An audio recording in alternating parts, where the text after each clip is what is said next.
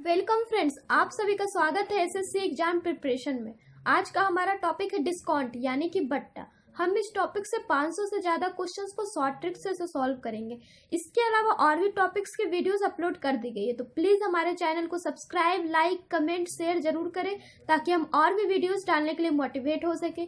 Same to same यही video English में भी अपलोड कर दी गई है, तो आपको जो लैंग्वेज में अच्छा लगे आप उस लैंग्वेज में देख सकते हैं। इसके पहले इस टॉपिक्स के 9 क्वेश्चंस और काफी बेसिक्स पार्ट 1 में बताए जा चुके हैं, तो जिन लोगों ने पार्ट 1 नहीं देखा वो चैनल के वीडियो लिस्ट में जाकर जरूर देखें। तो आज का हमारा सबसे पहला क्वेश्चन यानी कि क्वेश्चन नंबर 10 है, जो कि एसएससी की जीडी एग्जाम 2012 में पूछा है।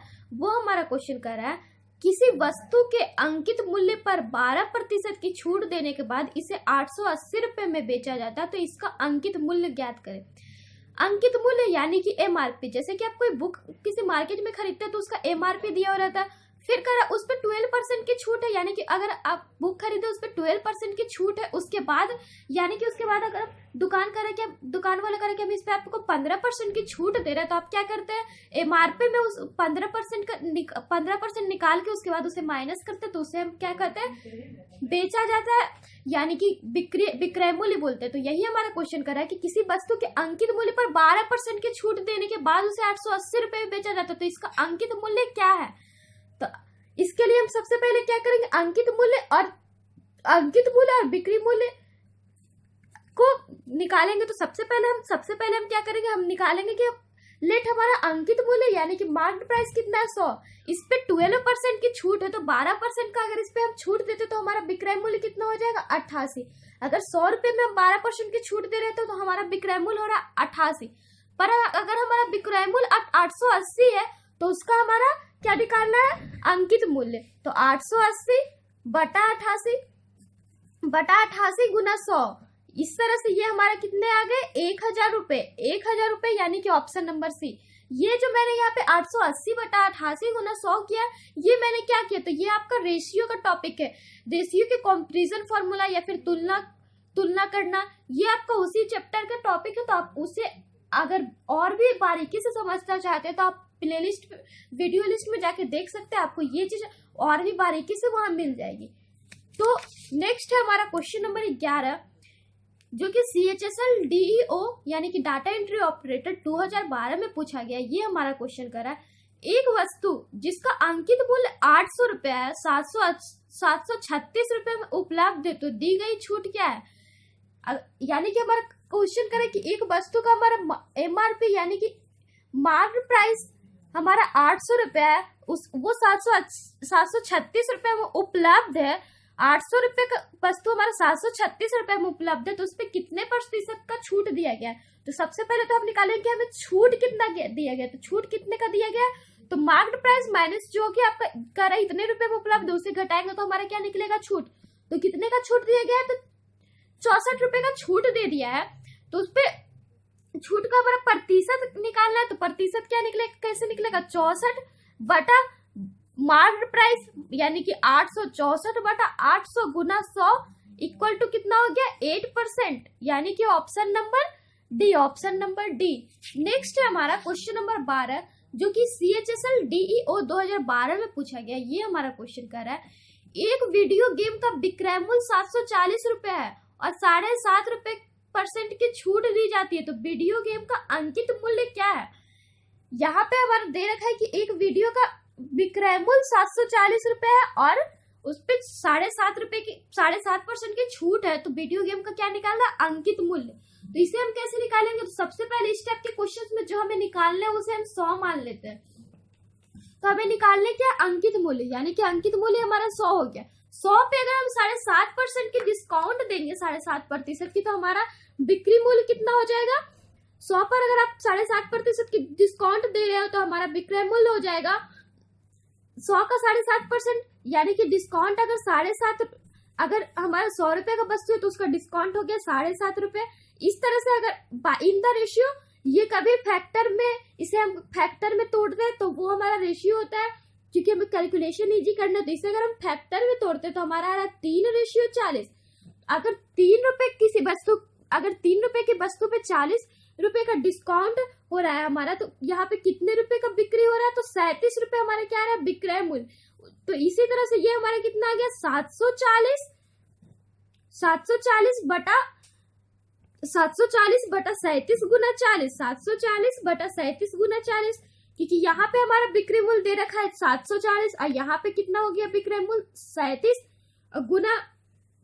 गुना हमें क्या करने हैं, मार्केट प्राइस यानी कि 40, इसे हम कैलकुलेट कर रहे तो हमारा कितना आ रहा है 40 और 3, तो इस तरह से हमारा मार्केट प्राइस 40, तो अब निकाल रहे तो हमारा आ रहा है 800 रुपए, यानी कि अगर किसी वस्तु का हमारा विक्रय मूल्य 740 हो, उस पर 7.5% का डिस्काउंट देंगे तो कितना आएगा 800 रुपए, उसका क्या होगा अंकित मूल्य। इसे मैंने कैसे निकाला, तो यहाँ पे 100 रुपए का वस्तु है, उस पर 7.5 रुपए का डिस्काउंट हो रहा है, तो इस तरह से हम इसे सॉल्व करेंगे। तो बाय, ये जो चीज मैंने किया, क्या चीज से किया, तो बाई रेशियो किया। नेक्स्ट है हमारा क्वेश्चन नंबर 13, एक पंखा जिसका अंकित मूल्य 150 रुपए है, 20% की छूट दी जाती है, तो विक्रय मूल्य क्या है।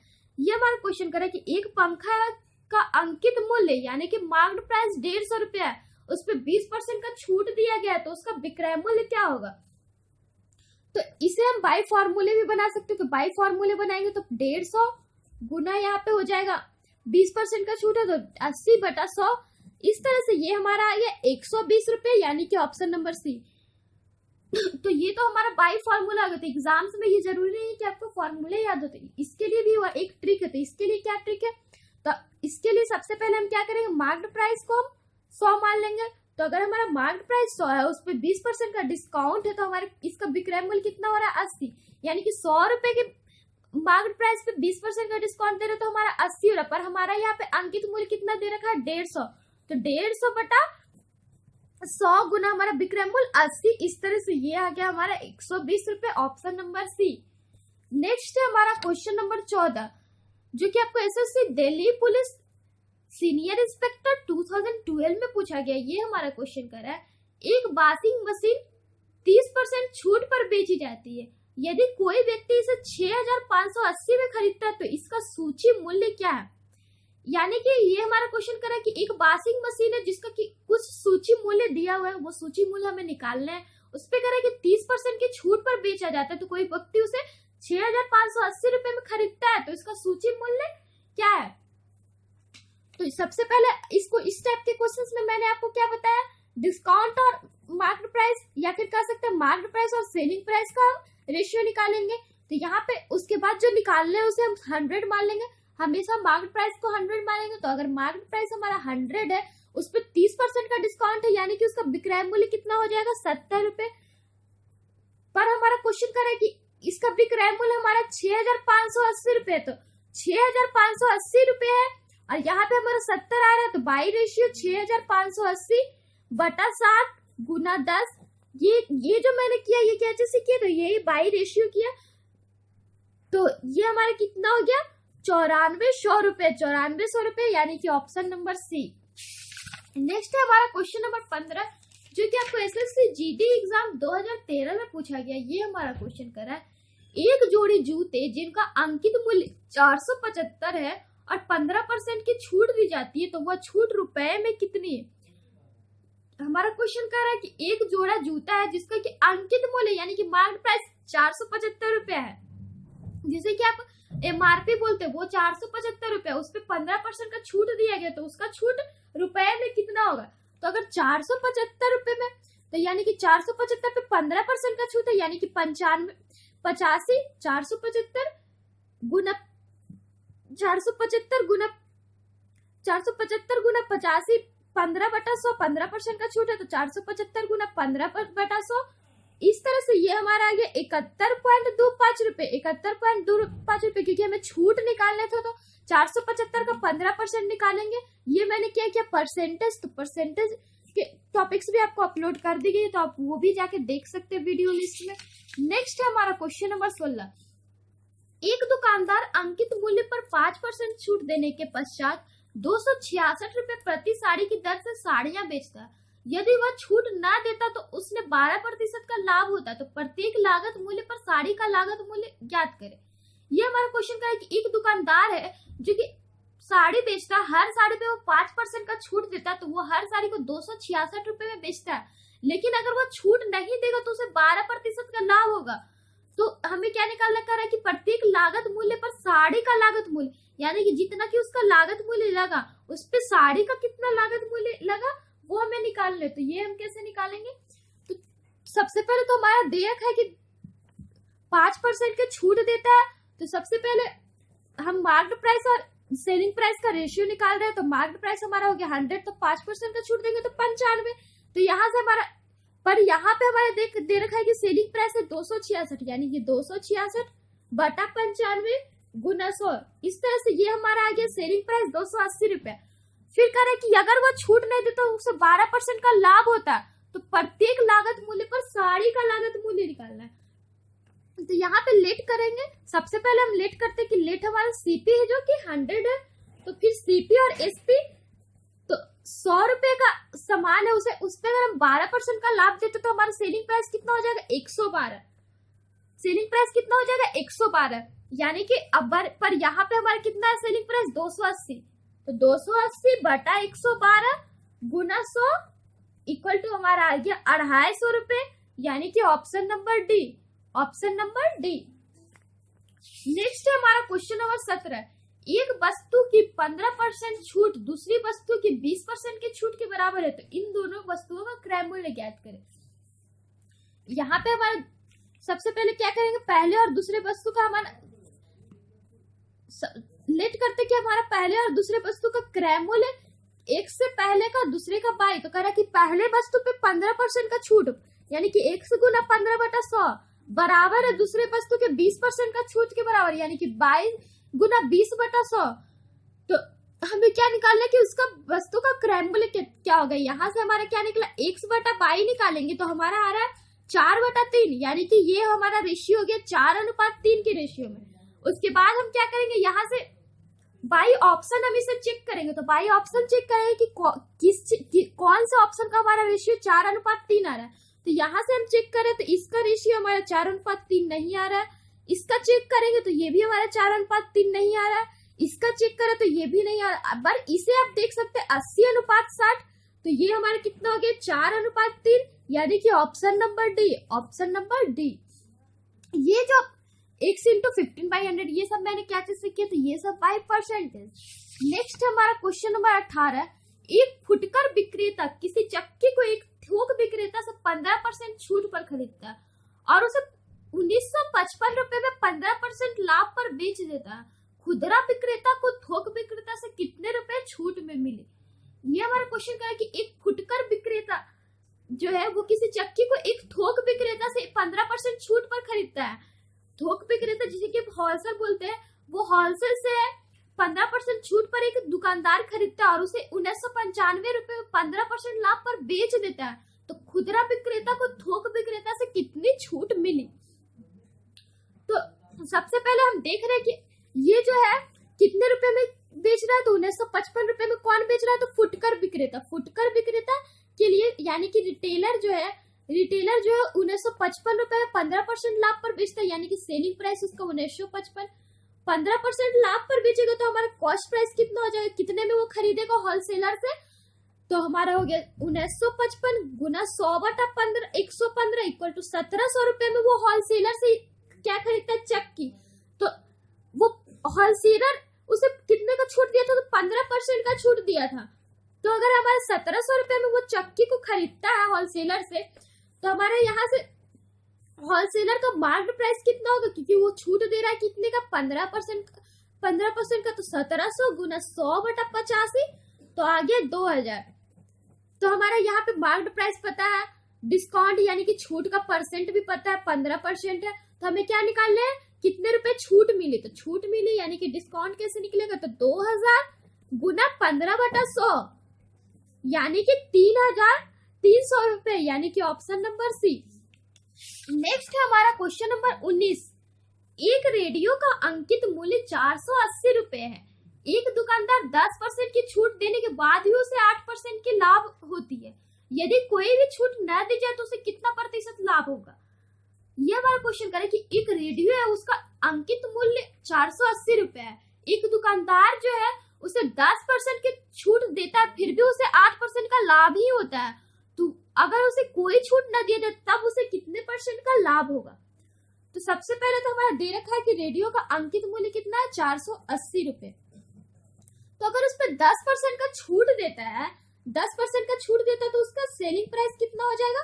10% का छूट दे रहा है तो उसका बिक्री मूल्य कितना हो जाएगा? तो हो जाएगा 480 गुना 90/100। इस तरह से ये आ गया 432 रुपए। यानी कि वो उसे कितने में बेचेगा? 432 रुपए में। तो 432 रुपए में बेचने के बाद भी उसे कितने परसेंट की लाभ होती है? 8% की। तो अगर उसे 8% की लाभ होगी तो हमारा ये वो यानी कि कितने में उस वस्तु को खरीदा होगा? तो 432 गुना 100/8% का लाभ है तो 108।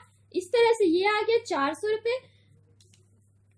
तो हमें अगर कोई डिस्काउंट नहीं देता, कोई डिस्काउंट नहीं, without any discount, no discount, अगर कोई डिस्काउंट नहीं देता है तब उसे कितने परसेंट का लाभ होता था? अगर कोई डिस्काउंट नहीं देगा तो जितना उसका सूची मूल्य होगा यानी कि मार्केट प्राइस, उतना ही उसका बिक्री मूल्य हो जाएगा यानी कि 480 रुपए।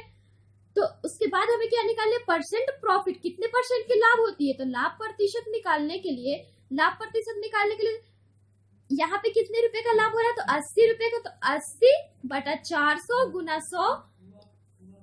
इस तरह से ये आ गया 20% यानी कि ऑप्शन नंबर डी। इसे आप चाहे तो दूसरे मेथड से ही बना सकते हैं। तो दूसरे मेथड से हम कैसे बनाएंगे? दूसरे मेथड में हमारा क्या होता है, अगर करें कि अगर उसे 10% की छूट देने के बाद भी उसे 8% की लाभ हो रही है तो यानी कि हम यहाँ से कॉस्ट प्राइस और मार्केट प्राइस का सीधे रेशियो निकाल लेंगे। यहाँ पे हमें सेलिंग प्राइस की कोई आवश्यकता नहीं है। तो 100 माइनस डिस्काउंट का परसेंट बटा 100 माइनस प्रॉफिट परसेंट। तो कॉस्ट प्राइस और मार्केट प्राइस का रेशियो कितना हो गया? 100 माइनस 10 बटा 100 प्लस 10 यानी कि 5/6। और अगर कोई डिस्काउंट नहीं दिया जाए तो मार्केट प्राइस कोई डिस्काउंट नहीं दिया जाए तो हमारा कॉस्ट प्राइस हो जाएगा 5 रुपया, और कोई डिस्काउंट नहीं देंगे तो मार्केट प्राइस इक्वल टू हमारा क्या हो जाएगा? Selling price. Market price equal to selling price, तो सेलिंग प्राइस 6 रुपए। इस तरह से परसेंट प्रॉफिट क्या हो गया? 1 रुपए का प्रॉफिट होगा तो 1/5 गुना 100 यानी कि 20%, यानी कि ऑप्शन नंबर डी। ये मैंने आपको यहाँ पे फॉर्मूले पुट कर दिए, यहाँ पे बिना फॉर्मूले के बनाया। तो आपको जो मेथड पसंद है आप उस मेथड से एग्जाम में सॉल्व कर सकते हो। नेक्स्ट है हमारा क्वेश्चन नंबर 20। यदि एक खाने की मेज जिसका अंकित मूल्य 6000 रुपए है एक ग्राहक को 5500 रुपए में बेची जाती है तो मेज पर दी गई छूट प्रतिशत कितनी है?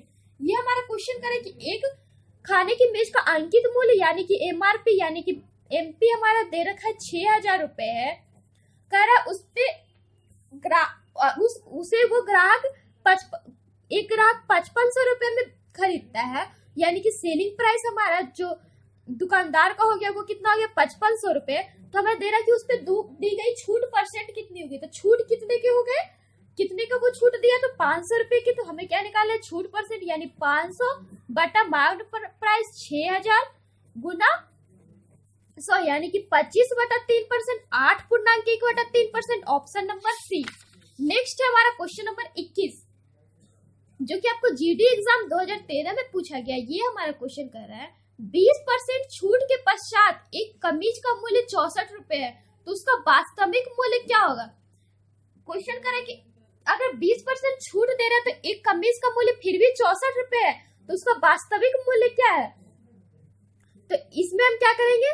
मार्केट प्राइस और सेलिंग प्राइस का रेशियो निकाल लेंगे। तो मार्केट प्राइस को अगर हमारा उसका वास्तविक मूल्य 100 रुपए है तो अगर वो 20% का छूट देगा तो उसका मूल्य कितना हो जाएगा? 80 रुपए।